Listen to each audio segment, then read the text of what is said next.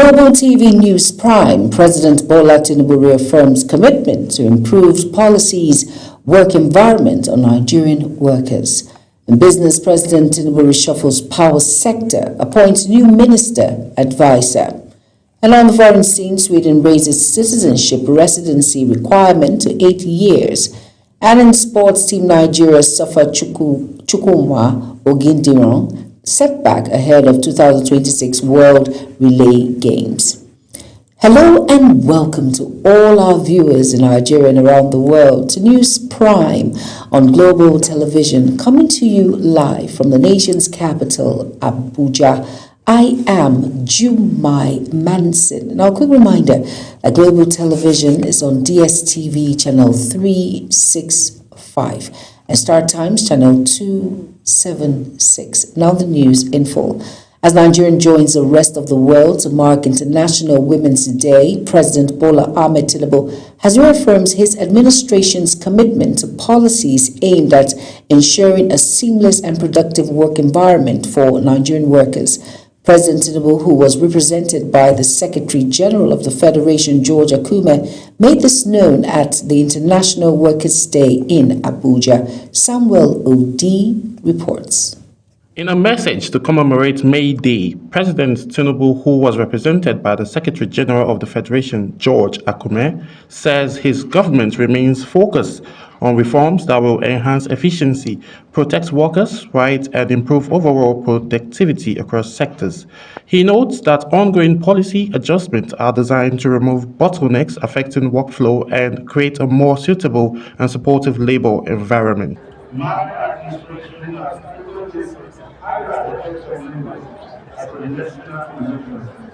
Bearing in mind that these challenges affect productivity, better livelihoods, and enhancing confidence of workers and workers alike. However, the president of Nigerian Labour Congress, Joe Ajore, paints a different picture, highlighting the harsh economic realities confronting workers. Ajore says rising inflation, stagnant wages, and increasing cost of living are significantly affecting workers' morale and efficiency, stressing that many Nigerians are struggling to maintain productivity under current conditions. Macroeconomic stability cannot be reduced to inflation rates, exchange rates, or capital inflows alone. True stability is reflected in secure jobs, rising wages, thriving local industries, and government capable of providing essential services. Also weighing in, President of the Trade Union Congress of Nigeria, Festus Osifo, draws attention to the high cost of electricity, describing it as a major burden on both workers and businesses. Osifo warns that accelerating energy tariffs are not only reducing disposable income but also disrupting workflow, particularly for small and medium-scale enterprises. What was promised as reform has become a burden, as consumers are forced to pay higher tariffs for unreliable supply.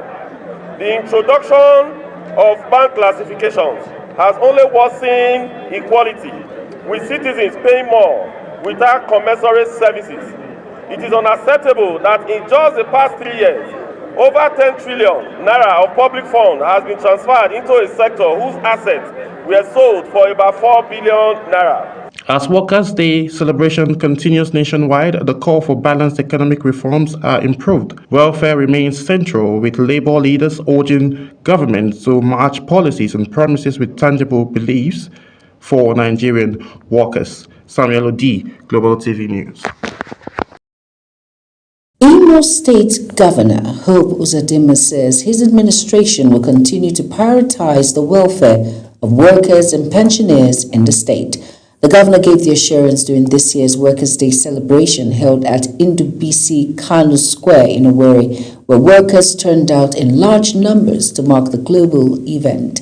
Our correspondent Amarachi Ibe reports. Represented by his deputy, Chinyere Komaru, Governor Hope Uzodinma commended workers for their resilience and dedication, noting that their contributions remain critical to governance and sustainable development in the state. He assured workers that his administration will sustain the prompt payment of salaries while also introducing additional welfare measures aimed at improving their standard of living. From the very first day I assumed office, we have remained intentional about your welfare, addressing concerns diligently and ensuring that you are never taken for granted. I commend your dedication and assure you of our continued support. I encourage you to remain steadfast and even redouble your efforts in service to our states collectively and for our collective progress. The state government says ongoing reforms in salary payments, pensions, and workers' welfare demonstrates its commitment to improving well-being of the workforce, while urging workers to continue supporting its development agenda for sustained progress. The Imo State chairman of the Nigerian Labour Congress, Comrade Uche Nwigwe, commended the governor for the regular payment of salaries to workers. He, however, noted that many workers are still grappling with economic hardship and called for more interventions to cushion the effects of the current economic realities. Organized labor in Imo State also appreciates the various efforts your administration has made towards workers' welfare, including the provision of official vehicles to the newly appointed permanent secretaries in the state service, the renovation and rehabilitation of the state secretariat and the House of Assembly complex, the restoration of public power supply in the government offices through the Orashi power plant, and most importantly, the prompt payment of salaries and pensioners. With workers demanding stronger support and governments reaffirming its commitment to improve welfare, sustained collaboration remains key to building a more productive workforce and a stronger Imo State.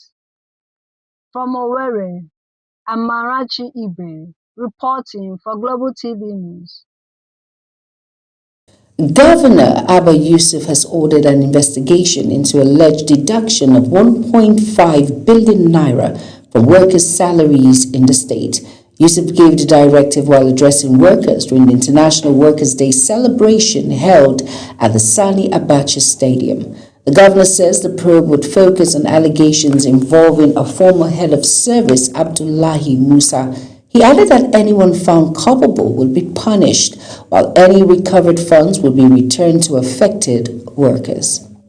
Meanwhile, stakeholders of the All Progressive Congress APC in Kano State have unanimously adopted President Bola Ahmed Tinubu as the party's sole presidential candidate for 2027 general elections and pledged a donation of 50 million naira towards the purchase of his expression of interest and nomination forms.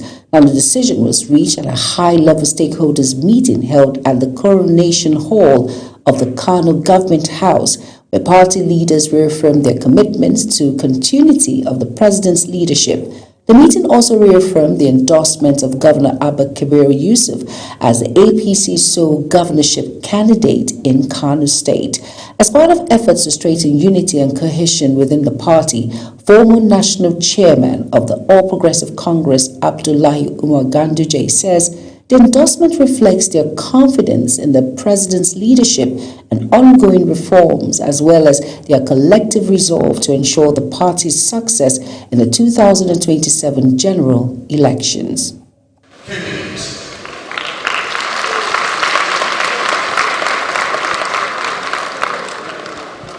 Our present executive governor of Kano State is the only candidate for the governorship election come 2027.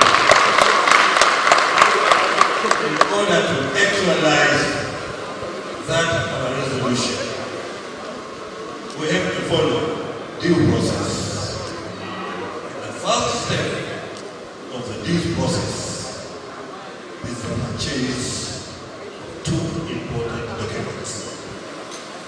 One, expression of interest form, because you have to show your interest first. And second, your nomination form. which will be filled by some designated party officials. In the former national chairman of the Green Party, I, in my honor, on behalf of all the delegation here, present these two important documents. Organized labor in Sokoto State, comprising the Nigerian Labour Congress and the Trade Union Congress of Nigeria, has endorsed Governor Ahmed Aliyu for a second term in 2027. The endorsement was announced during the International Workers' Day celebration in Sokoto. The state chairman of the NLC, Abdullahi Aliyu Jingli, says the decision was based on the administration's welfare policies, including the implementation of 70,000 naira national minimum wage and regular payment of salaries and pensions. The labor union also presented the governor with an award of excellence, describing it as the first of its kind in the state. Over now, the Lagos State chapter of the Nigeria Labour Congress has called on the state governments to increase the minimum wage for workers from 85,000 naira to 225,000 naira. The chairperson of the council, Fumi Sisi, made the demand during the International Workers' Day held at Mobolaji Johnson Arena. Sisi says the proposed increase has become necessary due to the rise in inflation and the high cost of living in the state. She noted that while the current wage approved by Governor Babajide Sanwo-Olu was commendable, it was no longer sufficient to meet workers' needs. She also raised concerns over insecurity and poverty, describing them as major challenges affecting workers' productivity and welfare.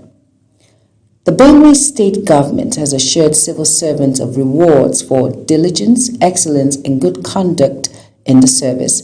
Governor Hyacinth Alia gave the assurance during the 2026 Workers' Day celebration held at the Ibrahim Badamasi Babangida Square in Makurdi. Our correspondent Felicity Indere was there for Global Television. Workers across Benue State converged on the Ibrahim Badamasi Babangida Square in Makurdi to commemorate this year's Workers' Day celebration. The event provided an opportunity for organized labor to assess the state of the civil service, highlighting achievements as well as challenges confronting workers in the state. Governor Hyacinth Alia, represented by the Deputy Governor Sam Odi, appreciated the commitment, sacrifices, and resilience of the state's workforce, stressing that no society can thrive without a productive and motivated labor force. He assured workers of the administration's continued commitment to prioritizing their welfare through incentives and reforms aimed at improving service delivery and helping workers adapt to emerging digital trends in the civil service. We are very much aware that we are not where we want to be yet. Our aspirations are tall. Our vision is quite clear. Our determination is in stimulating economic expansion, and that diversification is unwavering. I have heard all your requests and yearnings, and I assure you today, the first day of May 2026, that all of them will be duly considered based on merit. Chairman of Organized Labor in Benue State and Chairman of the Nigerian Labour Congress, Comrade Tenwaigbe, commended the state government for the regular payment of salaries and the implementation of workers' welfare packages. He, however, appealed for an upward review of pensioners' wages in line with the prevailing economic realities and called on government to intensify efforts in securing lives and property across the state. You have taken the issue of workers as a top priority. That is why you have gotten the title of Mr. 25th. I'm appealing to you as the reliable governor of Benue State that pensioners' pensions should be added, no matter little thing that government has added up to their own salary. I also want to inform you that up to now, the local government and the teachers are still having some little challenges in the payment of their own salary. Workers at the event also commended what they describe as the remarkable achievements of the present administrations across critical sectors of the state's economy. In Makurdi, Felicity Indere reporting for Global Television News. The Independent National Electoral Commission has reversed its official database, restoring Senator David Mark as national chairman of the African Democratic Congress and reinstating other principal figures within the party's National Working Committee. A review of the Commission's website confirmed the updated leadership structure of the ADC, listing Mark as chairman and former Ogun State Governor Rauf Aregbesola as national secretary. Also reinstated Armani Ahmed as National Treasurer, Akibu Dalhatu as National Financial Secretary, and Osarime Osobo as National Legal Advisor. The Nigerian Union of Pensioners in Benue State and the Benue Motorcycle Operators Association, popularly known as Okada Riders, have fulfilled their pledge to purchase the governor's nomination and expression of interest forms valued at 50 million naira. Now, the development was announced in Makurdi during a joint briefing by leaders of both groups. Felicity Indere has details. They say their decision is driven by what they described as improved welfare, infrastructural development, and inclusive governance under the earlier-led administration. For the pensioners, the endorsement is anchored on prompt payment of pension and other entitlements within the past 3 years, which they say has restored confidence in government commitment to retirees' welfare. No other person will take care of us except him. So what I'm saying is it's in a hardship to buy form. We are capable, we pensioners are capable to buy form for Aliyah come 2027. He has no time to waste time saying I'm going to look for money or pick money somewhere. So they will say he's stealing money from government to buy form. We are buying form for him from our own purse. We are proud about it. On their part, the motorcycle operators say ongoing road constructions projects across the state have eased transportation challenges, improved safety, and boosted their daily economic activities. They explained that the development informed their decision to join the pensioners in backing the governor's second-term ambition. His cordial relationship with us gives us reason to grant him our grand patron. And by this, we see reasons to cooperate with our fathers, NUP, to purchase form for him come 2027. We have no reason to go back. We have every reason to support him. Both groups say their action reflects growing grassroots mobilization ahead of the 2027 general elections as political alignments begin to take shape in the state.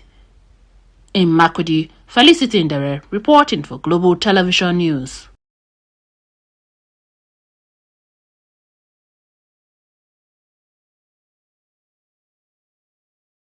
The Kano State Hisbah Board has said it will commence medical screening for 3,000 prospective couples ahead of a planned mass wedding in the state. The Deputy Commander General of the board, Mujahideen Aminuddin, disclosed this to New Men. He said the exercise will involve 1,500 men and 1,500 women selected for the program. You are watching the live broadcast of News Prime. News Prime continues after this weather forecast, plus business, foreign and sports stories on the other side of this break. Please stay with us.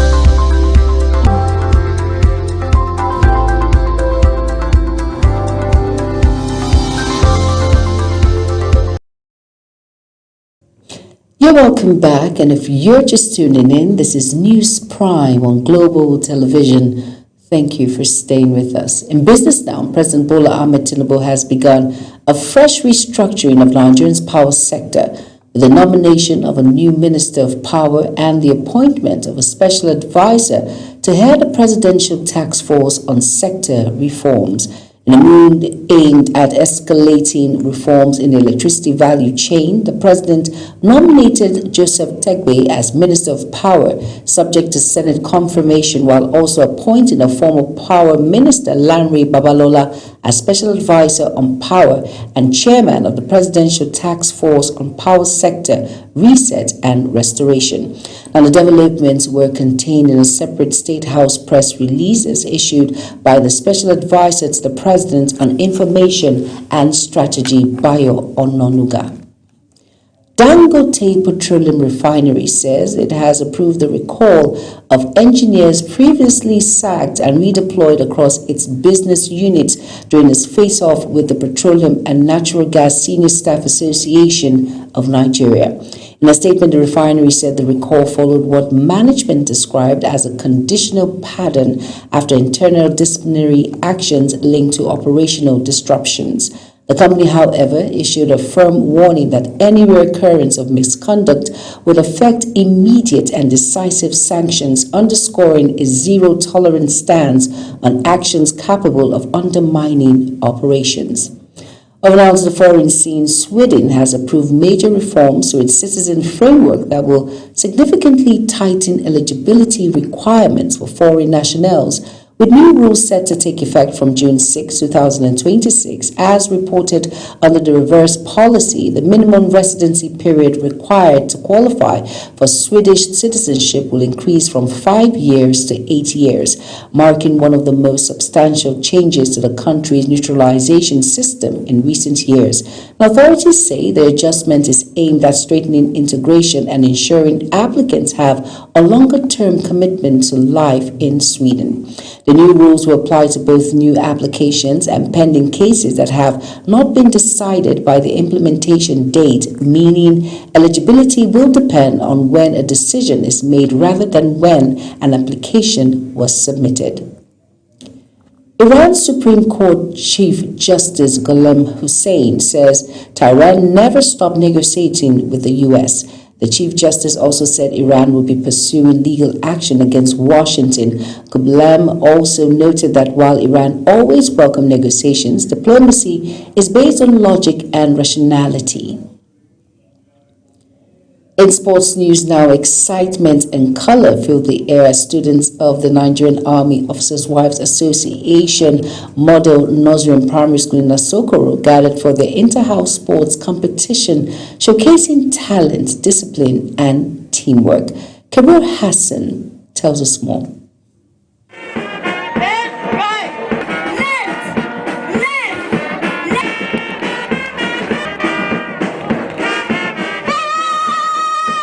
The event began with a vibrant parade as pupils marched proudly in their house colors, reflecting unity and school spirit. Track events, including 10-meter race and a relay competition, saw students display speed, coordination, and determination.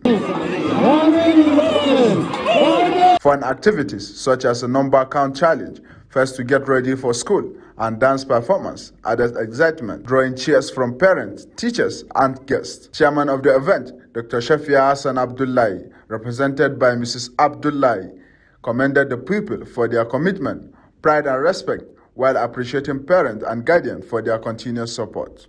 Now believe that a complete child must be sound in the body, mind, and character. That is why our Excellency remains committed to supporting both academics and curriculum activities in all our schools. She noted that beyond competition, the event is designed to instill discipline, confidence, and teamwork among the people. The overall winner expressed excitement and appreciation for the support received. I feel happy. Thank you, teachers. Thank you, members, for giving us the morale. And finally, we take first position. Thank you. We appreciate it, our teachers. Please, we'll give you a morale, big one. The competition ended with the presentation of awards and outstanding performance as students celebrated a day of sportsmanship and excellence. Kabir Hassan, Global TV News. United States-based splinters Rosemary Chukwuma and Blessing Ogudiro are on the brink of missing Nigeria's campaign at the World Relay 2026 due to testing and travel difficulties. The competition is scheduled to take place from May 2nd to May 3rd at the Botswana National Stadium in Gaborone. Both athletes have been unable to link up with the Nigerian contingent ahead of the event due to circumstances beyond their control. Bayern Munich have reignited their interest in Victor Osimhen, stepping up monitoring of the striker amid growing competition from Arsenal. The Nigerian forward, currently starring at Galatasaray, has emerged as a prime attacking target for Europeans' elite following an impressive run of form this season. Arsenal are understood to have already conducted an in-depth assessment with sporting director Andre Berta reportedly present at Saturday's Istanbul derby, where Galatasaray thrashed Feyenoord 3-0.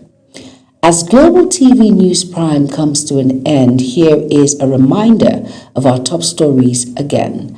As Nigeria joins the rest of the world to mark International Workers' Day, President Bola Ahmed Tinubu has reaffirmed his administration's commitment to policies aimed at ensuring a seamless and productive work environment for Nigerian workers. And in business, President Bola Ahmed Tinubu has begun a fresh restructuring of Nigeria's power sector with the nomination of a new Minister of Power and appointment of a special advisor to head a presidential task force on sector reforms. And on the foreign scene, Sweden has approved major reforms to a citizenship framework that will significantly tighten eligibility requirements for foreign nationals, with new rules set to take effect from June 6, 2026. And finally, in sports, United States-based splinters Rosemary Chukwuma and Blessing Ogundiro are on the brink of missing Nigerians' campaign at the World Relay 2026 due to testing and travel difficulties.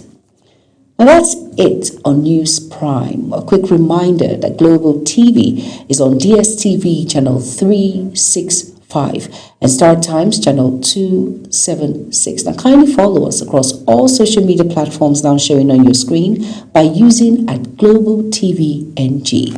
I am Jumai Manson. Thank you for watching.